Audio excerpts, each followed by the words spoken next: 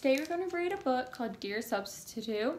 It's written by Liz Scanlon and Audrey Vernick, and pictures by a Caldecott medalist, Chris Rashka. Do any of you guys know what a Caldecott medalist is? And they'll all raise their hand and probably take at least a guess at what that would be. It's someone who gets awarded for their amazing art in a picture book for children. Do any of you guys know what this book might be about by the title or the cover page? And they could all raise their hand. They'll probably all have a kind of an idea of what this book would be about. Dear reader, this is not how today was supposed to go. Where's Miss Giordano? And why is the substitute mixing everything up?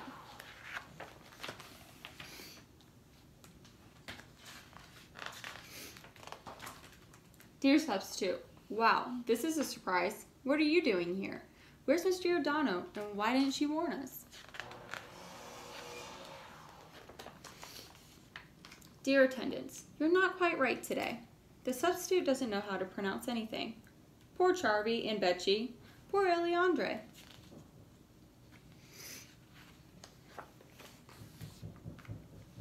Dear homework that I stayed up late doing.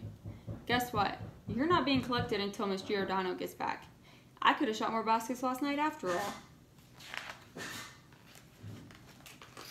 Dear pledge, I pledge allegiance to Miss Giordano.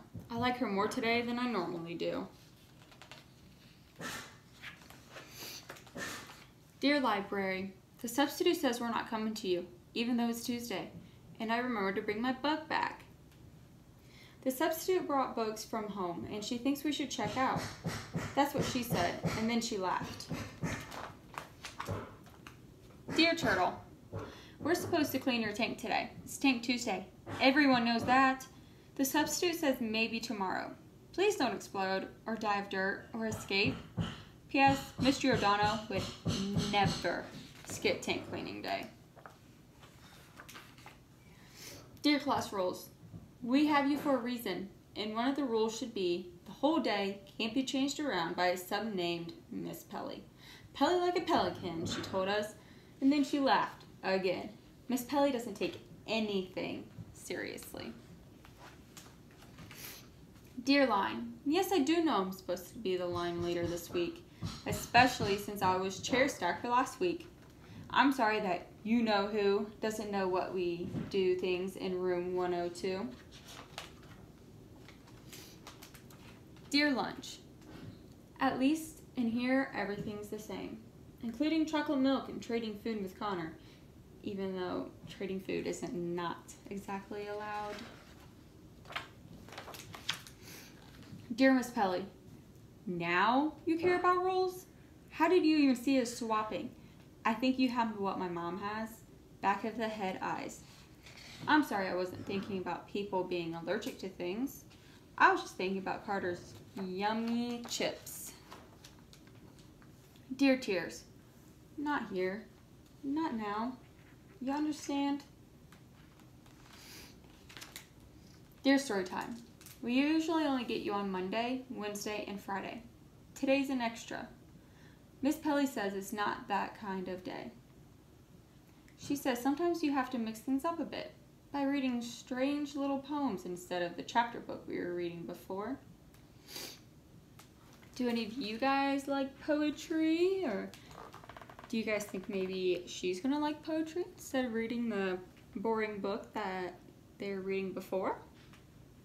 And they can discuss that about what kind of poetry they like, or if they would like to have an extra day of reading instead of reading their chapter book.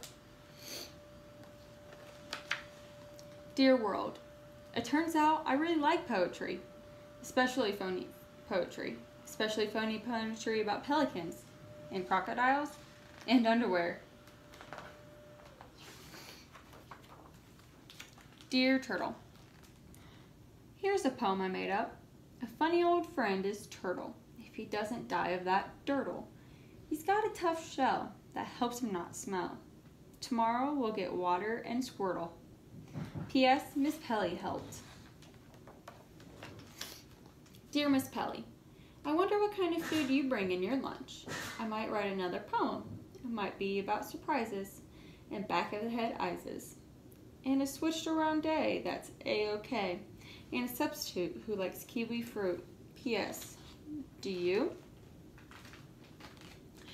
Dear Miss Giordano, it's okay if you're not quite ready to come back tomorrow. We're doing fine. I mean, not exactly like if you were here, but sometimes you've got to mix things up a little, you know?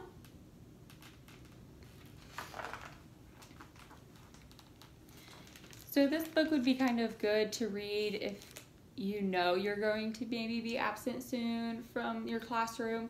So that way your kids understand that some things will get mixed up and they might not be able to pronounce their name, but sometimes it's good and maybe they can get like an extra reading day, like a read aloud like they did, or something good would happen throughout the day. So it's just a cute little book just to let them know that even if there's a substitute, it'll still be a good day and some things just might be mixed up a little bit.